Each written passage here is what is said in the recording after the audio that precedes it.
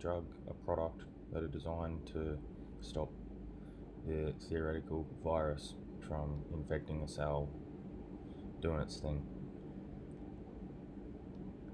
At this stage, I am not convinced that any virus infects a cell and reproduces, but that's beside the point. What I'm interested at this stage, during making this film, is in how some people, some human scientists, have satisfied themselves that they have a efficient antiviral in their hands, despite the fact that some virologists say that no virus causes any disease, that they are all parts of broken down cells. Despite all this, how are the humans satisfying themselves? So in the lab, when we see if the virus is dangerous at all, we have a patch of cells. Just imagine a little patch of cells. We put a virus on these cells, and we observe the cells without the virus and the cells with the virus. And we notice that the cells with the virus are more damaged, destroyed than the cells without the virus. So if we're going to make a antiviral that is going to be beneficial for us, it is something that when we put in with the virus onto the cells, when we put the virus onto the cells and we include this antivirus, then there is a significantly less amount of cellular damage, destruction in the given amount of time in the given experiment. So to satisfy ourselves that we have a good antiviral, it needs to not harm the cells in any significant way that we can measure in the laboratory. It needs to demonstrate a pronounced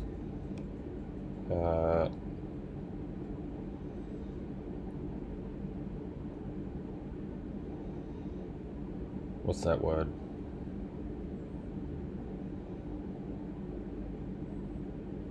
It needs to be able to stop, its presence needs to be able to stop the amount of cellular destruction that occurs when the virus is put onto the cells.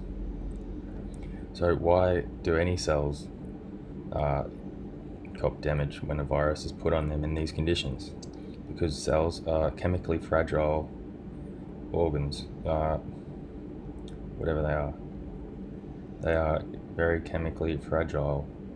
So when we put in some virus of a certain kind, we might find that the addition of this alone, the virus, this package of proteins and maybe enzymes and amino acid, these are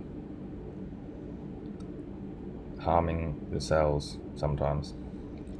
So when we say we have a dangerous virus, it means we've found one that put on certain cells that harms them.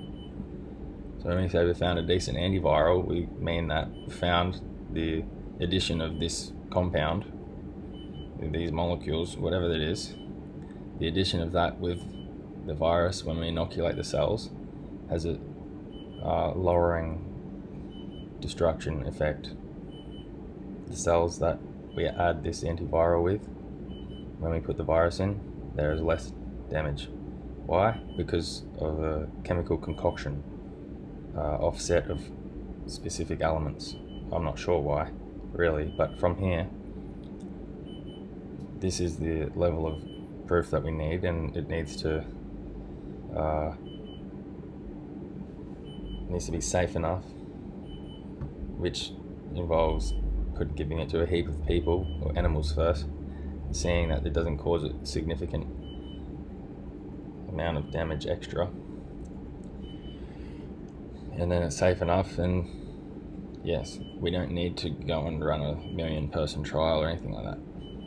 Anyway, whatever. These antivirals, they will say, so for example, we have an antiviral for the COVID the COVID virus.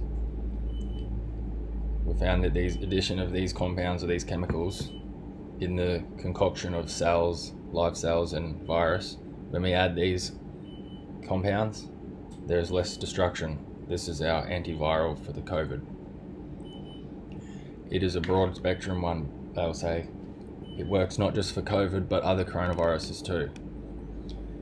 And that's not surprising because they're in the same family of virus, they're in the same category, which means they are very similar, the most similar composition in chemistry.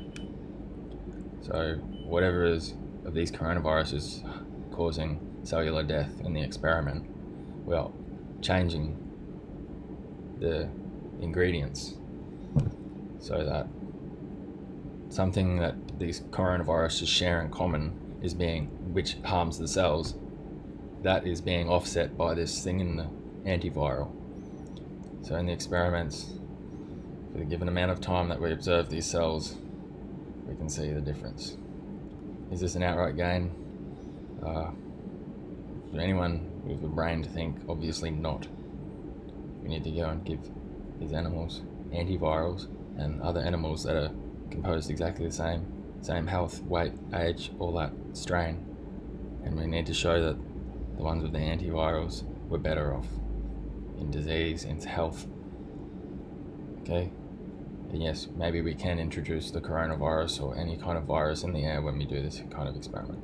But anyway, that's my take on what antivirals are, what humans are satisfying themselves with in the lab to say that they have a good antiviral, despite the fact that my bet is that no virus causes any disease. No virus reproduces inside any cell. It is an illusion.